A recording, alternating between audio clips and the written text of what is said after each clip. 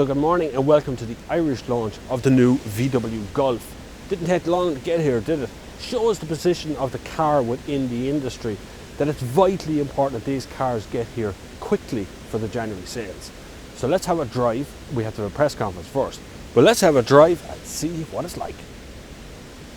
So we've had the press conference and here I am now going to have a drive of the new Golf in Ireland in Irish spec. Now the thing about this being Irish spec is this is actually a Highline one, and so the spec is actually identical to the one I drove in Sardinia. No difference at all, apart from what I did was I picked a 2-litre diesel instead of picking the 1.4 TSI, which is also here. Next year there will be the 1.6 TDI Blue Motion come online. There's actually another four models. There's 1.2 TSI to come as well. This one is DSG. DSG has gone down in price. You can have DSG on any of the models, by the way. This is the top end DSG. There's going to be two types of it, but the bottom end one starts at like $1,750 for DSG as an option on any of the models, and that does make a big difference, because DSG is still one of the best automatic types you can have, smoothness wise, although some of the other companies have caught up on it in the last few years. It's nice over speed bumps, I'll say that for it. Now the Golf that I drove in Sardinia was one of the most favourite drives I've had this year.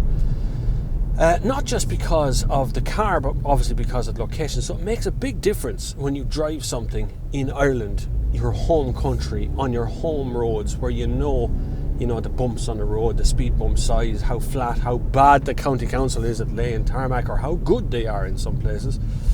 It just depends. This one, I notice, has lane keeping assistance in it as well. This also has there's a new safety feature they're bringing out for the Golf as well, which also allows the car. So when you're hit by something, there's ice on the road here. When you're hit by another car, what the Golf does is apply braking for you. You go over this bridge here. This looks dangerous because it looks tiny.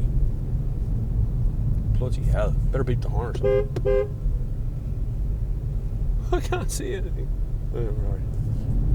Now there's a lot of ice on the road, so don't expect me to go mental here, although I will be putting the XDS system to the test, which is standard on the cars now. 2-litre pulls well? Yes, it pulls well. Of course it does. It's a 2-litre diesel, for God's sake. It's from VW. What else was it going to do? Up this little hill here to another bridge. Can't see over the top of that one either. Yes, doesn't make as nice a noise obviously as the 1.4 TSI does, but it still sounds nice and fruity. As 2-litre diesels go, I quite like it. Now, one of the most important factors I came across today is VW's assertion that they're going to be getting 90% of customer satisfaction within the next while. They reckon up around 85-86%, which is a big jump up from where they were, which was back 3-4 years ago. It was only like 46-47%. And why do I say that that's important? Well, what they're doing is investing an awful lot in getting you satisfied as a customer of VW. Getting you satisfied is a mixture of a lot of things. So it has to be a mixture of price, it has to be a mixture of customer service, it has to be a mixture of doing the job they're supposed to do without trying to sell you tons of things that you don't actually need. And all of these things combined to make a satisfied customer. Now, also what makes satisfied customers is warranties. This car now has a 3-year warranty versus a 2-year warranty from a while ago. That's important, and a lot of you will start throwing all sorts of things at me now about, well, Kia has a 7-year warranty, Peugeot 5-year warranty, Renault 5-year warranty.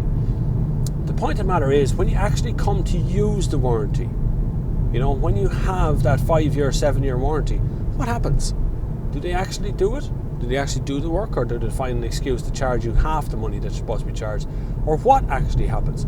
The thing is, in real world sense, generally a 3-year warranty is about the limit of what a car company will actually warranty a car for. They will do their best to slip out of the rest of it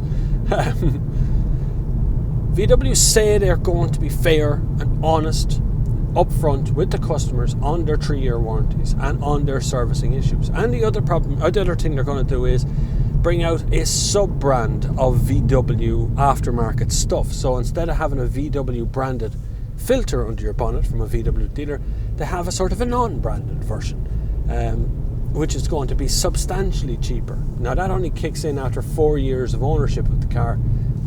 Up to that point you'll be getting VW branded parts, which are slightly more expensive. But nonetheless, what they're trying to do is bring up brand awareness in this country, and they've done a bloody good job, because VW claimed this morning in the press conference they've had the Golf, the VW Golf, as the number one selling car in Ireland for the last 4 years. Now, Ford will have something to say about that, because Ford say the Ford Focus is the number one selling car in Ireland. I don't know, and I'm sure Toyota will have something to say about it as well, because the Avenza sells pretty well, so does the Auris and the Corolla. You know, they all sell pretty well. So who knows? Marketing speak can mean anything you like. Back to the actual Golf. Driving it here on Irish roads is just the same as driving in Sardinia. It has the same sort of feeling, has the same sort of abilities. I do like that 2-litre diesel. It is a brilliant engine by the sound of it, the feeling of it. It's so smooth and crisp, responsive gearbox. Boom, she's straight in there. The XDS system is sorting out the icy road that's under my left wheel. And I know it's under the left wheel because I can see it on the left side of the road. And the sun is shining on exactly half the road. So my right wheel is getting lots of traction and my left wheel is getting none. Which is quite interesting. Still, overall, the Golf is here. The point is, the Golf is going to be a massive seller here in Ireland, and you know it will be, because there are 80,000 Golfs on the road at the moment. And you can imagine what happens when this new one comes in and we have big open roads in front of us. It is solid. Now, these big screens, I know I've shown you screens for the last Golf launch and stuff, they are actually here. You will have a touchscreen radio from the bottom end Golf to the top. Okay, the top one is going to get this 8-inch screen, which is the flagship one, which contains sat nav and radio and MP3 players and all that sort of stuff. But even entry level, as standard, is going to get a 5-inch touchscreen radio. Good, glad to hear it. Bluetooth is not as standard. Bad, don't like that. I prefer Bluetooth to be as standard in a car. It is standard from mid-range onwards, so trendline, and you can buy from VW an aftermarket Bluetooth system for the bottom end one. Now the thing is, to get Bluetooth on the entry level Golf, you will have to fork out for a whole new radio.